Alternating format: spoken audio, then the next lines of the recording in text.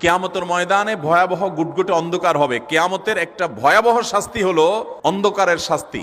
এমন ভয়াবহ অন্ধকার হবে যে দুনিয়ার অন্ধকারের সাথে কোনো তুলনাযোগ্য নয়। সেই ভয়াবহ অন্ধকারে কিছু আমল আছে যে আমলগুলো মানুষের ওই অন্ধকারের মধ্যে আলোর কাজ দিবে। এর মধ্যে একটা হলো, নবী করিম সাল্লাল্লাহু আলাইহি সাল্লাম বলেছেন, এই সূরাটা তার জন্য নূর হবে, নূর, আলো আল্লাহর তরফ থেকে।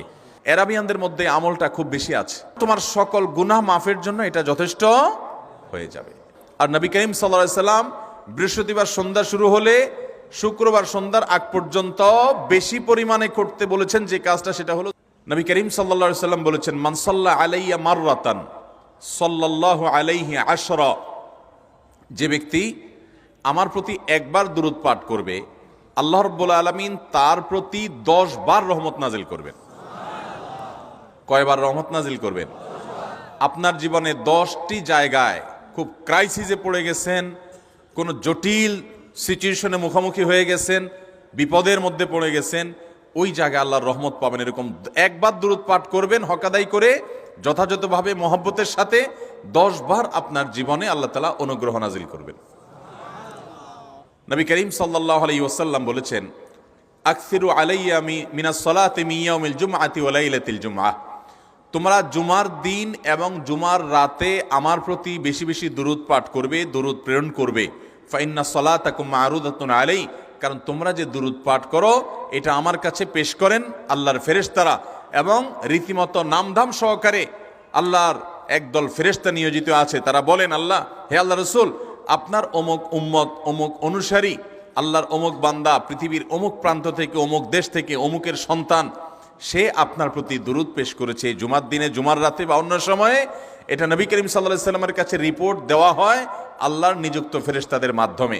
আপনি যখন দুরূদ পাঠ করবেন, আপনার ভিতরে এই ফিল হবে যে আমি দুরূদ পাঠ করছি আর আমার নবীর কাছে এটা উপস্থাপিত হচ্ছে আমার নাম ধাম, আমার রিপোর্ট সহকারে। মোহতারাম হাজরিন, দুরুদের আমলটা এত সুন্দর আমল, কিন্তু আবার তাড়াহুড়া করে পড়বেন না, সাল্লাল্লাহু আলাইহি সাল্লাম সাল্লাল্লাহু আলাইহি সাল্লাম সাল্লাল্লাহু আলাইহি সাল্লাম সাল্লাল্লাহু আলাইহি সাল্লাম সংখ্যা বাড়ানোর জন্য হুলস্থুল করে পড়লেন না। মহব্বতের সাথে সাল্লাল্লাহু আলাইহি ওয়াসাল্লাম সাল্লাল্লাহু আলাইহি ওয়াসাল্লাম, আল্লাহুম্মা সাল্লি আলা মুহাম্মদ, অর্থ বুঝে বুঝে আল্লাহুম্মা সাল্লি আলা মুহাম্মদ মানে কি, আল্লাহ আপনি মুহাম্মদের প্রতি শান্তি বর্ষণ করুন। আরে ভাই, মুহাম্মদ সাল্লাল্লাহু আলাইহি সাল্লামের প্রতি আল্লাহ তাআলা শান্তি এমনি বর্ষণ করবে, আপনি আমি দোয়া করলেও করবে, না করলেও। কিন্তু মাঝখান থেকে আমরা, ভাইরা আমার, কোনো বড় কর্মকর্তার কাছে আপনার কোনো কাজের ঠেকা আছে, কর্মকর্তার ওই ছেলেটার আপনি দেখছেন যে খাচ্ছে না, আপনি যদি বলেন, স্যার ছেলেটা খাচ্ছে না স্যার, একটু ডাক্তার দেখান স্যার, এভাবে তো বাঁচবে না, ওর কষ্ট হচ্ছে স্যার, আপনি বললেও উনি ওনার ছেলের দিকে কেয়ার করবে। কিন্তু আপনি এটা বলার কারণে তার নৈকট্য পাবেন কি পাবেন না, তার সিম্প্যাথি পাবেন কি পাবেন না। আরশে আজিমের মালিক তার হাবিবকে এত মহব্বত করেন, তিনি তার হাবিবের প্রতি এমনিতেই রহমত নাজিল করবেন, তাকে বিভিন্ন মর্যাদা আগে থেকেই দেওয়ার ঘোষণা দিয়ে রাখছেন। কিন্তু আপনি আমি দোয়া করলে আল্লাহ তাআলা তার মাধ্যমে আমাদের ভাগ্যকে সুপ্রসন্ন করে দিবেন।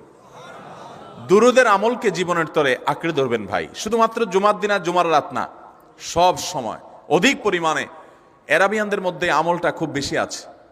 তাদের দেখবেন তারা দুইটা আমল, মুখে দুইটা আমল, ভালো মন্দ তাদের মধ্যেও আছে, কিন্তু এই দুইটা আমল তাদের মধ্যে খুব ভালো। বেশিরভাগ মানুষই দেখা যায় অবসর সময়ে আস্তাগফিরুল্লাহ, ইস্তিগফার করছে অথবা দুরুদের আমল করছে। আমাদের অবসর সব সময়গুলো নিয়ে গেছে মোবাইল ফোন। ভাইরা আমার, এক সাহাবী নবী করিম সাল্লাল্লাহু আলাইহি ওয়াসাল্লামের কাছে এসে বলছে, ইয়া রাসূলুল্লাহ, আমি যে দোয়া করি, এই দোয়ার মধ্যে আমি নিজের জন্য করব, আমার ছেলে মেয়ের জন্য করব, অনেক কিছু করব, এটা সেটা, রিজিক চাইবো, সুস্থতা চাইবো, অনেক কিছুই তো আল্লাহর কাছে চাইবো। আপনি তো আল্লাহর রাসূল, আপনার জন্য দোয়া করলে আমাদেরই লাভ, একবার দোয়া করলে আল্লাহ 10 বার রহমত নাজিল করবেন, তো আপনার জন্য আমার দোয়ার ভিতরে কত পার্সেন্ট রাখবো? সাহাবী বারবার বিভিন্ন পার্সেন্টেজ বলছিলেন যে 3 ভাগের 1 ভাগ আপনার জন্য রাখি ইয়া রাসূলুল্লাহ, অর্ধেক রাখি, আরো বেশি করে রাখি। তিনি যত বলছেন নবী করিম সাল্লাল্লাহু আলাইহি সাল্লাম আরো বাড়ানোর জন্য তাকে উৎসাহ দিচ্ছিলেন। এক পর্যায়ে যখন তিনি বললেন, ইয়া রাসূলুল্লাহ, আমি আমার কোন দোয়ার সবটুকু যখন আপনার জন্য নিবেদন করব, আমি কোন একবার যখন দোয়া করব, দোয়া শুধু আপনার জন্যই করব যখন, অর্থাৎ পিওর দুরূদ যখন পড়বো, নিজের জন্য আর কিছু চাইবো না, শুধু আপনার জন্যই যদি চাই কোনোবার, তাহলে তখন নবী করিম সাল্লাল্লাহু আলাইহি সাল্লাম বলেছেন, ইদান তুকফা হাম্মুক ওয়া তুগফার যামবুক, তাহলে তোমার সকল পেরেশানি থেকে উদ্ধারের জন্য এই দুরূদটাই যথেষ্ট হয়ে যাবে, এবং তোমার সকল গুনাহ মাফের জন্য এটা যথেষ্ট হয়ে যাবে। নবী করিম সাল্লা সাল্লামের ভাষ্য খেয়াল করেন, আকসিরু আলাই, ওলামা একরাম জানেন নবী আলাইহিসসালাম সাধারণত কোনো আমল পরিমাণে বেশি করতে বলতেন না। পরিমাণে বেশি করতে বলার মতো আমল খুব কম ইসলামে। গোটা কোরআন যদি খোলেন আপনি, পরিমাণে অধিক করতে বলা হয়েছে এরকম আমল খুব বেশি পাবেন না। তোমরা বেশি বেশি করে নামাজ পড়ো, বেশি বেশি করে রোজা রাখো, এরকম কথা কোরআন হাদিসে নাই। অবশ্যই একজন ইমানদার 5 ওয়াক্ত ফরজ নামাজের পাশাপাশি অধিক পরিমাণে নফল নামাজও পড়বেন, সেটা ভিন্ন কথা। কিন্তু কোরআনে বেশি পরিমাণে আল্লাহর জিকির করার কথা বলা হয়েছে।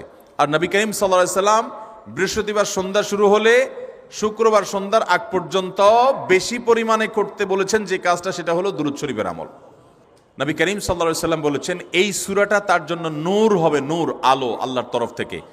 কিয়ামতের ময়দানে ভয়াবহ গুটগুটে অন্ধকার হবে। কিয়ামতের একটা ভয়াবহ শাস্তি হলো অন্ধকারের শাস্তি। ভাইরা আমার,